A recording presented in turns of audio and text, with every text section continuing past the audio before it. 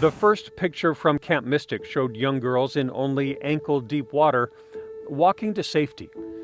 But at 4:22 a.m., a first responder asks an emergency cell phone push alert be sent to Kerr County residents. Is there any way we can send a code red out to our Hunt residents asking them to find higher ground or stay home? Standby, we have to get that approved with our supervisor. Records indicate that caused up to a 90-minute delay.